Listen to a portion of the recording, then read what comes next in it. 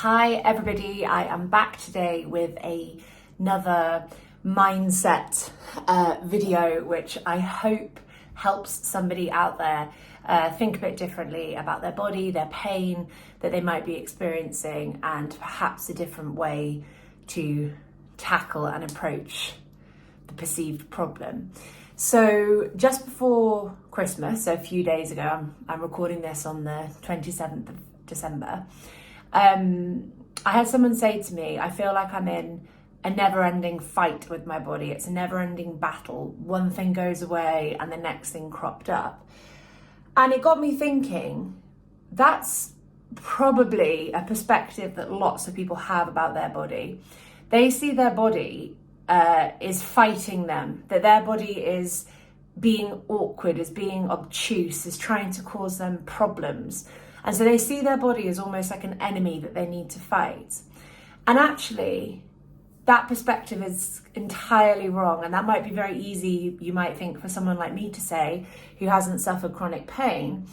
But equally, not having suffered chronic pain means that I have a more, I guess, objective perspective on pain. And I can see it for what it is. Your body is not trying to fight you. Your body is trying to tell you something that you need to listen to. Your body is never deliberately causing you problems and troubles. It's trying to send clear messages to you that something is wrong. And this goes for musculoskeletal pain, but it can go for all sorts of things like skin conditions caused by dietary problems, heart disease, high blood pressure caused by stress because you're not sleeping enough or not relaxing enough. These are not your body being awkward. This is your body responding in the way that it has evolved over millions of years to respond to the stimulus that you're giving it.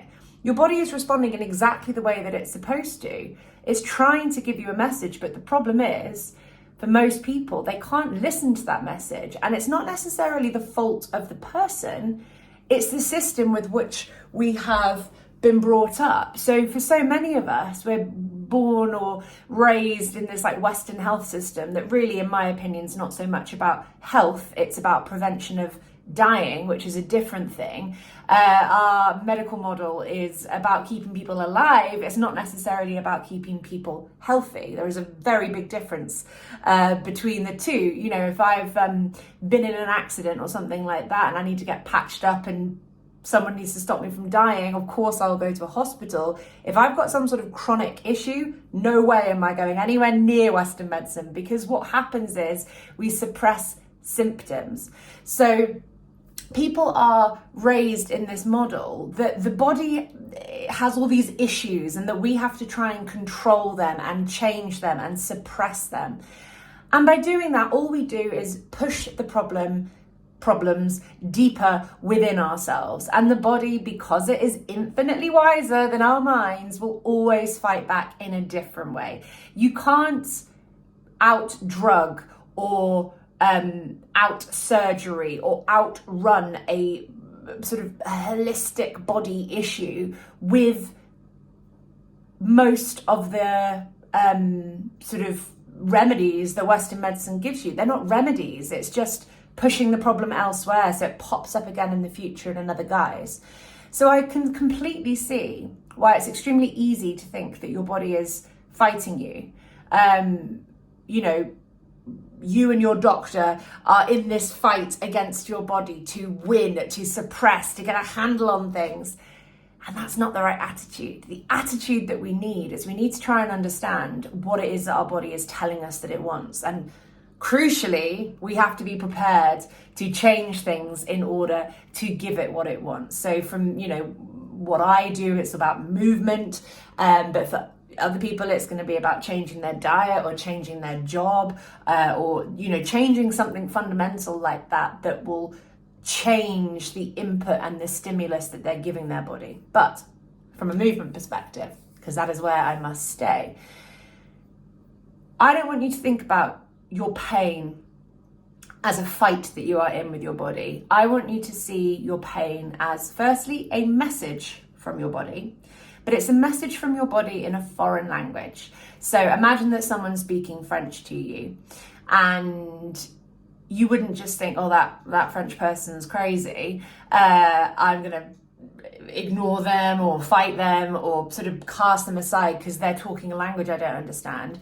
I'd like to think that most people, if they had a French person and they didn't speak French, asking them for help in French, that you would find a way to communicate to one another. You would start sign languaging. You would start speaking very slowly. You would start speaking very simply in order to help that person, and both of you kind of mutually come together to start communicating. That's what needs to happen with our body. It's not a fight.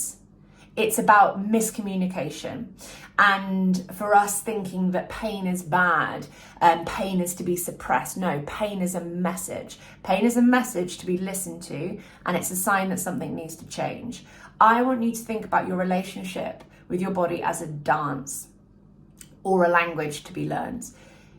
You've got to learn the steps together. You're both beginners. No, neither side, you or your body, knows quite how to start this. Obviously, I'm there to help people start this communication, but it's about practicing a skill that you just don't have at the moment. You're not embodied enough to be able to listen to these signs that the body is giving you. And you're not able to do that dance or learn that language or speak the language of your body at the moment because you've spent so long suppressing and hiding it that your language skills, your dance skills are completely gone. So yeah, I hope that kind of makes sense. And kind of very related to this, I love an analogy, but a slightly different one that I was thinking of along those lines is I used to be, and I definitely need to get back into it, a very horsey person. I used to love horse riding. And I'm sure people who aren't horsey will know this, but I will explain it just in case.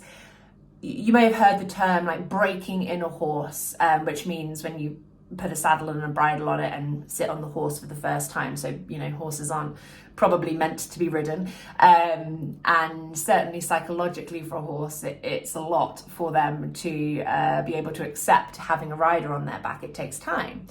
And the term breaking in a horse comes from the old method of breaking in a horse, which was tying a horse up basically against a pole in the sun for a few days until it was really, really thirsty, starving, and its spirit had broken. So by the time its spirit had broken, you were going to be able to put the saddle on the horse and ride it, which is really like heartbreaking when you hear it like that. Luckily, there are other methods for breaking in a horse, and you may have like watched the film or heard of Monty Roberts, the Horse Whisperer, but there is an entirely different way of breaking in a horse, which is all about learning the language of a horse. It's about true horsemanship. It's not about cajoling and forcing and hurting and scaring a horse into submission. It's about you as the human learning what you need to be like part of its herd, for the horse to listen to you, for the horse to want to dance with you, to want to accept you. It's magical. A complete side note, if you've never seen a horse get broken in using natural horsemanship or the horse whispering, it's beautiful. And that is, I'm getting shivers thinking about it actually, but that is how I see my work and how I help people with their bodies. In my mind, Western medicine is that old-fashioned way of breaking in a horse, breaking down its spirit until you force it into some form of submission, but it's never happy and the problems are always still there, versus natural horsemanship or natural movement, which is a process, but it's a beautiful process, and it's so healthy. And it's not about forcing and fighting and a battle. It's about learning a dance that you didn't know before. So yeah, that is me today. Just under 10 minutes. So I'm going to keep it there, but I hope that inspires somebody. And yeah, if you want to learn how to dance with your body, if you want to speak the language of your body, have a look at my website. I would love to help you. It's all there. You've just got to do it.